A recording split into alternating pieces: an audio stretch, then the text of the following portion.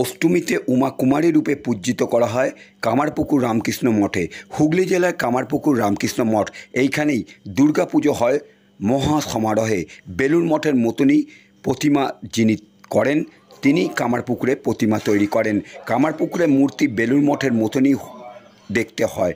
হালদার পুকুরে প্রতিমা বিসর্জন দেওয়া হয় সন্ধ্যা আরতির পর। পুজো হয় বৈদিক মতে।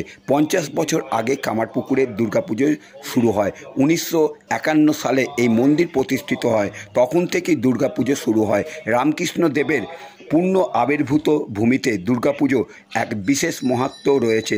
প্রতিমা গড়া হয় দুর্গা মণ্ডপেই। প্রথম দিকে পুজো শুরু হয়েছিল শ্রী শ্রী রামকৃষ্ণ গর্ভ মন্দির সংলগ্ন নাট মন্দিরে। পরবর্তী সময় অবশ্য তা সরানো হয় দুর্গা মণ্ডপে। এইখানে পুজো হয় বৈদিক মতে। প্রতি বছরই বেলুড় মঠ থেকে মহারাজ কামারপুকুরে যান। ভক্তদের মধ্যে ভোগ খাওয়ানো হয়। ভোর 4টে থেকে মঙ্গল আরতি শুরু হয়। এইখানে মায়ের অসাধারণ মূর্তি। তবে স্বামী বিবেকানন্দ মহারাজ শুরু করেছিলেন কুমারী পুজো। তিনি যখন থেকে বেলুড় মঠে দুর্গা পুজো করেছিলেন তখন থেকেই কুমারী পুজো চালু হয়। স্বামী কাশ্মীরেও কুমারী পুজো করেছিলেন।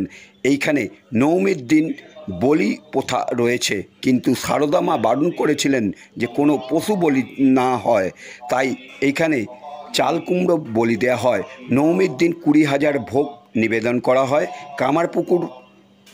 কামারপুকুরে এই পুজো দেখতে আমেরিকা, কানাডা এবং দক্ষিণ ভারত থেকে বহু মানুষ এসেছেন।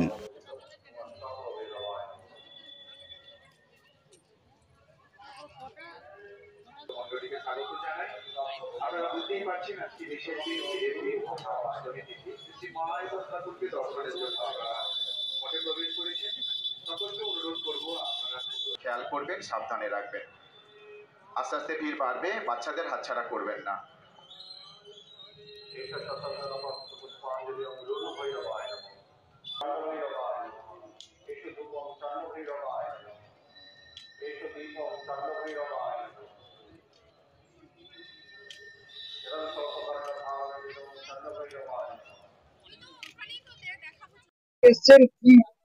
আমি খর্দা থেকে এসেছি, শর্মিষ্ঠা ঘোষ।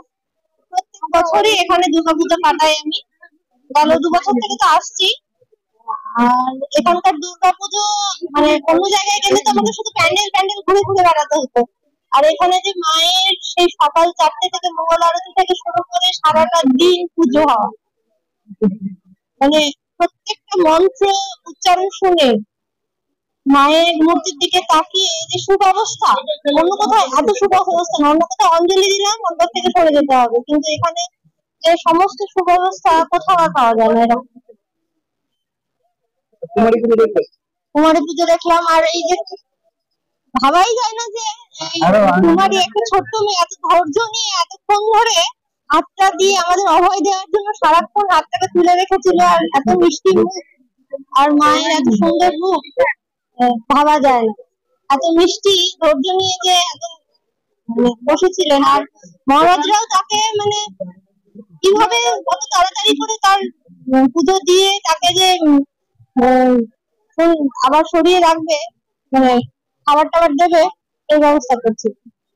ছোট্ট কুমারী, সত্যি ছোট্ট কুমারী। আর অপূর্ব অপূর্ব মায়ের মূর্তি তো, মায়ের মূর্তি সব জায়গাতেই দেখবেন প্যান্ডেলে প্যান্ডেলে গেলে অন্য ধরনের মূর্তি, মিশন বা গ্রাম্য এলাকার মূর্তিগুলো সত্যি অন্যরকম। মানে মিশনেই তৈরি হয় এখানকার মূর্তি। আর অপূর্ব অপূর্ব। আমার নাম শর্মিষ্ঠা ঘোষ।